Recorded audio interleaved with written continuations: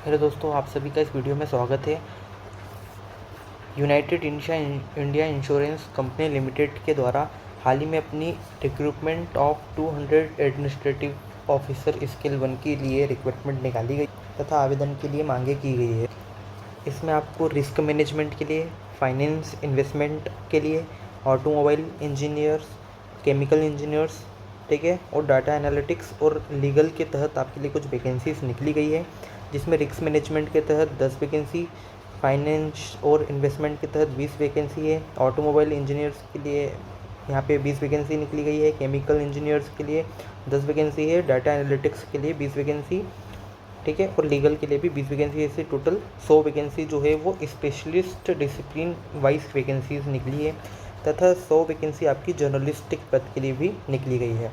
इसमें जो कैटेगरी के हिसाब से देखा जाए तो जो एओ की स्पेशलिस्ट वैकेंसी है, ठीक है, उसमें कौन कौन सी, एससी के लिए 15 वैकेंसी है 100 में से, एसटी के लिए 7 वैकेंसी है, ओबीसी के लिए 27 वैकेंसी है, ईडब्ल्यूएस के लिए 10 और यूआर के लिए 41 वैकेंसी है।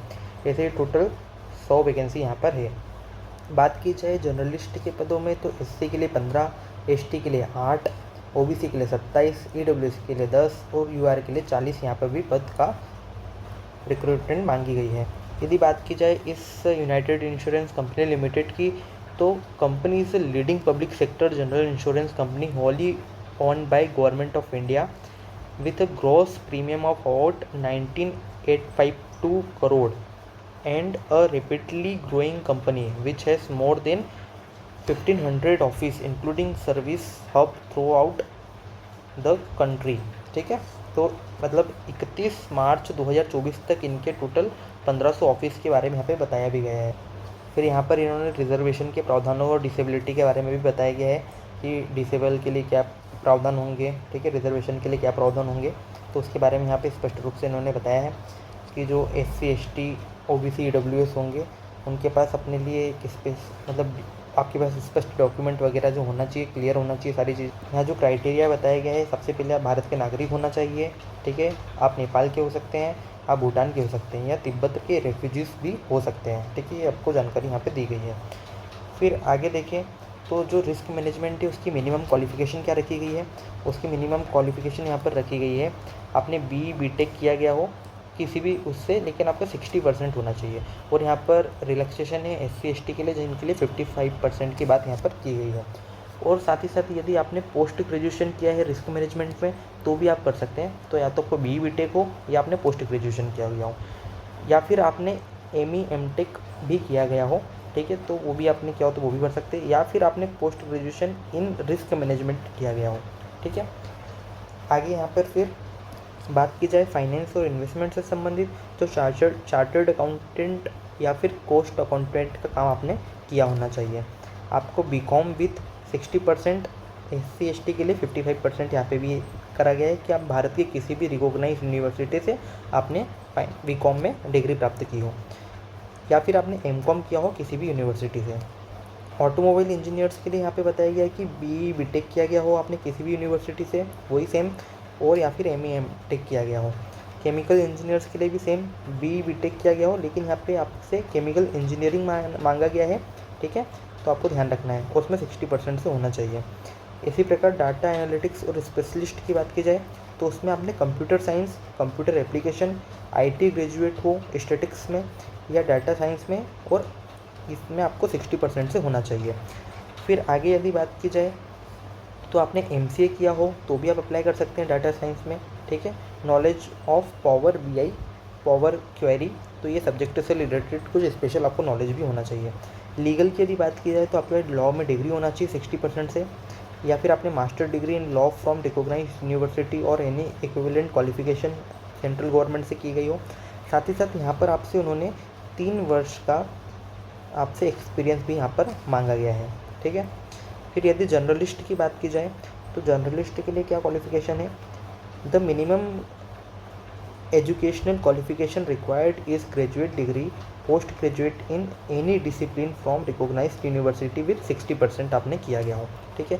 यहाँ पे अलग से नोट भी दिखा गया है कि qualification mentioned above should be obtained from any recognised university UGC में भी विथ अप्रोप्रिएट पैटर्न। आपको 10th +2 + 3 साल का आपका ग्रेजुएशन होना चाहिए, तो उस पैटर्न में ही होना चाहिए। आपको यहाँ पे अलग से एक मेंशन किया गया है कि working knowledge of the computer is must, मतलब ये अनिवार्य है, ठीक है, आपको इसकी जानकारी होनी चाहिए। फिर आगे देखा जाए तो इसमें एज के लिए भी बताया गया है, तो कैंडिडेट मस्ट, मिनिमम एज है 21 ईयर और मैक्सिमम एज है 30 ईयर की आपकी एज होना चाहिए, इनके बीच में होना चाहिए, ठीक है। साथ ही साथ यहाँ पर जो SC/ST उनको 5 साल का रिलैक्सेशन है, अदर बैकवर्ड क्लास को 3 साल का रिजर्वेशन है, यदि कोई डिसेबल है तो उसको 10 साल का रिजर्व, ठीक है, तो आपको यहाँ पे जानकारी दी गई है। वहीं पे यदि कोई बुधवार डिवोर्स थे तो उसको 9 साल का दिया गया है, ठीक है, तो यहाँ पे सब जानकारी दी गई है। फिर आगे देखा जाए तो यहाँ पे इसमें कुछ डेफिनेशन दी गई है कि एक सर्विसमैन कौन होगा, डिसेबल पर्सन कौन होगा, तो आप उसको अच्छे से डिटेल में देखिएगा। फिर यदि बात की जाए आगे, इसमें रिजर्वेशन के सर्टिफिकेट आपको लगाने पड़ते हैं। जैसे यदि EWS से संबंधित व्यक्ति है तो EWS के तहत क्या होगा कि उसके पास किस साल का सर्टिफिकेट होना चाहिए, उसके पास होना चाहिए 31/3/2024 के should have been issued after, मतलब 31 मार्च 2024 के बाद का आपके पास सर्टिफिकेट होना चाहिए।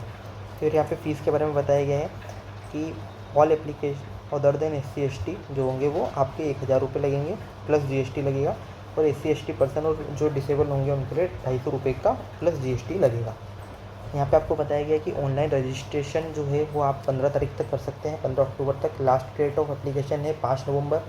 Last date of payment application fees जो होगी वो 5 नवंबर तक भराई जा सकती है, ठीक है।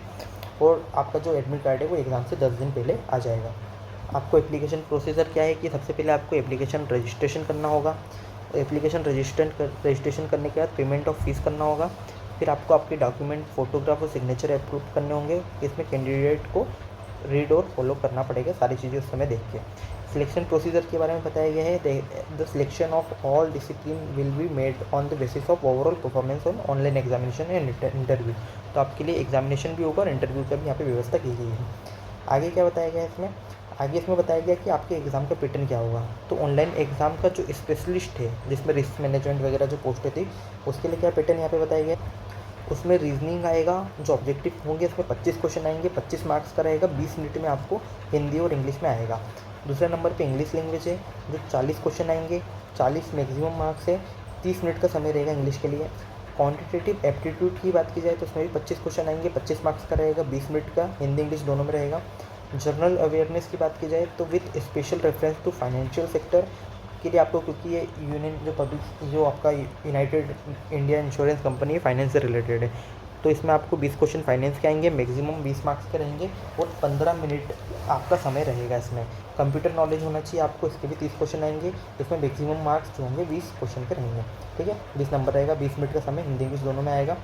साथ ही साथ जो additional test to access technical and professional knowledge in relevant discipline, इसके 60 क्वेश्चन आएंगे, 120 मैक्सिमम मार्क्स से 45 मिनट का समय रहेगा, इसमें भी हिंदी। तो इससे टोटल क्वेश्चन आपके हो गए 200, टोटल मार्क्स हो गए 250 और समय हो गया टोटल आपका 150 मिनट, मतलब कि आपका 2.5 घंटे का टोटल समय हो जाएगा।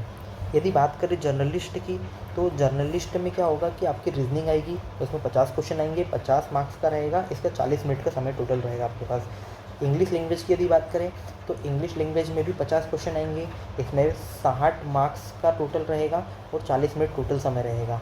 क्वांटिटेटिव एप्टीट्यूड की बात की जाए तो इसमें 40 क्वेश्चन आएंगे, 40 क्वेश्चन के लिए आपके पास 50 मैक्सिमम मार्क्स रहेंगे और 30 मिनट का समय रहेगा। जनरल अवेयरनेस के भी 40 क्वेश्चन आएंगे, 50 मार्क्स का रहेगा, 25 मिनट का समय रहेगा। साथ ही साथ इसमें कंप्यूटर नॉलेज की आपसे ऑब्जेक्टिविटी के क्वेश्चन पूछे जाएंगे, जिसमें क्वेश्चन आएंगे नंबर 20 और मैक्सिमम मार्क्स रहेंगे 40 और इसको आपके लिए 15 मिनट का समय रहेगा, ठीक है। फिर यहाँ पे बताया गया है कि इसका एक डिस्क्रिप्टिव टेस्ट भी होगा। इसमें क्या होगा कि आपका टेस्ट 30 मिनट का होगा, जो 30 मार्क्स का होगा, जिसमें लेटरल राइटिंग 10 मार्क्स की और 20 मार्क्स का ऐसे लिखना रहेगा आपको।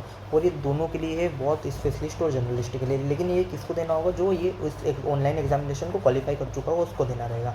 और इसमें आपको एक मिनिमम नंबर लाना अनिवार्य है, ठीक है। A candidate shall be required to qualify in the descriptive test word the marks is the descriptive test will not be conducted, मतलब आपके फाइनल स्कोर में ये मार्क्स नहीं जुड़ेंगे, उसमें सिर्फ इंटरव्यू स्कोर आपका जो ये इसका सिलेक्शन होगा ऑनलाइन एग्जाम उनके नंबर जुड़ेंगे। फिर आगे यहाँ बताया गया है कि the score online examination will be obtained by adopting of following procedure, number of question answer correctly by a candidate in each objective test in considered for arriving at the corrected score after applying penalty. Penalty भी आपको दी गई है, यहाँ पे penalty लगाई जाएगी आपके ऊपर, ठीक है, यदि गलत आंसर देते हैं तो आप। तो वहीं पे फिर टेस्ट वाइज स्कोर आपका अलग अलग सेक्शन के वाइज स्कोर निकलेगा और उसके हिसाब से आपकी मेरिट बनेगी और उससे आपका सिलेक्शन होगा। तो देखा जाए तो ये ग्रुप ए की सर्विस है और ग्रुप ए की सर्विस होने के साथ ही, ठीक है, इसमें आपका लगभग मान के चलिए कि 80,000 प्लस आपके सिर्फ बेसिक पेमेंट जो रहेगा वो ये रहेगा। उसके बाद अलाउंसेस मिला के आपको 1 लाख से ऊपर सैलरी पड़ेगी। तो यदि आप लोग इंटरेस्टेड हो इस प्रकार की जॉब में, यदि आप एसएससी वगैरह या मैथ्स रीजनिंग में आपकी तैयारी अच्छी हो, तो आप इस एग्ज़ाम के लिए ज़रूर बैठ सकते हैं। वैसे इसमें जो आरबीआई के लिए देते हैं या आरआरबी वगैरह के लिए जो एग्ज़ाम देते हैं उनके लिए बेहतर होगा। ठीक है, धन्यवाद।